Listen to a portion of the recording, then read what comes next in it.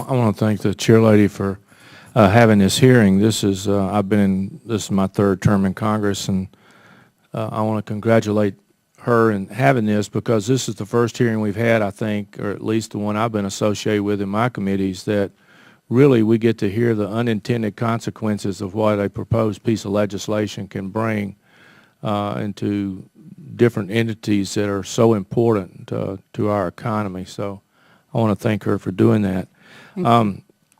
Because unintended consequences are things that happen when we pass legislation hastily up here. And Mr. Anderson, I want to say that I know that the mortgage brokers, I come from a real estate background of the building business, that y'all were very big proponents of the SAFE Act, which was passed in 2008, that basically licensed brokers, mortgage brokers, which had not been the case. So you have been a proponent of regulation that you thought was necessary for your industry. But we see unintended consequences all the time up here. The Credit Card Act that we passed with the consumer protection stuff in it has been an unintended consequence of people that actually really need a credit card and actually need some short-term credit are not able to get it. And when we passed some of the housing legislation, and Mr. Anderson, I'll address this to you because I think it had some unintended consequences. And sure, we made bad loans, and we had all different types, as Mr. Loy said, derivatives, and we were selling programs that nobody even knew what they were. They just knew they were making a bunch of money doing it. But right now, if I understand it correctly from some of my friends still in the real estate business and still in the mortgage business, there are some loans in some states that you can't even offer people because of some of the regulations that have been put on as far as what credit scores are, additional points and fees that are added to these things that came from some of the regulation that we passed trying to help the situation have actually hindered it.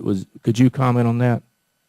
Yes, we have, if I can use the term, we've had our hands tied, and there are many, many states out there, and we were one of them that we enjoyed a very low foreclosure rate. And the restrictions, I will tell you, there's no question, my firm is also part of the largest real estate firm in the Gulf South, and I will tell you, there's no question that the pendulum has swung so far this way now that the credit is tightening. We are depleting the pool of eligible borrowers to buy these properties, and we've got to be careful. We've got to come back into the middle somewhere. We know the subprime loans were bad, and you're right. People made an awful lot of money from Wall Street on down. I mean, there's no question. Plenty of blame to go around. But get back to the safe mortgage product. But the credit score restrictions, and I will tell you all, of all the loans I've done in my 31-year career, if anyone can tell me the difference between a 619 and a 620 credit score, I would like to know what that is, or a 679 and a 680.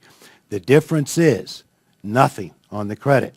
The difference is one borrower is going to pay an extra 1.5 to 2 points, and on an investment property with somebody, and I see it every day, somebody with an 832 credit score, putting 20% down, can't get a mortgage. It's pretty sad. And Mr. Anderson, with just a little bit of time I've got left, I know that some of our returning veterans that have been in theater and fought and defended our country and stuff, a lot of times our National Guard members and our reserve officers leave great paying jobs here to go serve our country, and when they come back, sometimes their credit scores have been hurt, or sometimes maybe the spouse has done something.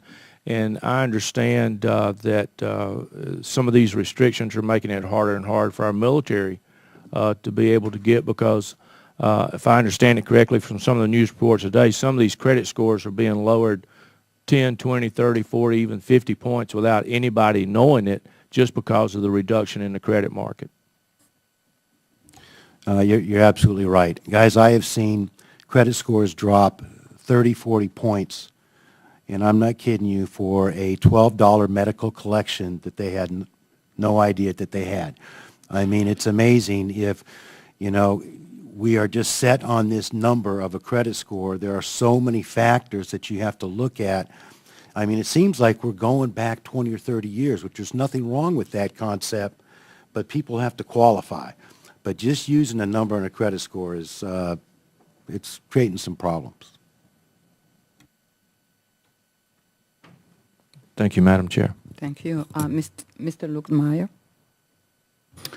Thank you, Madam Chair. You know, it seems as though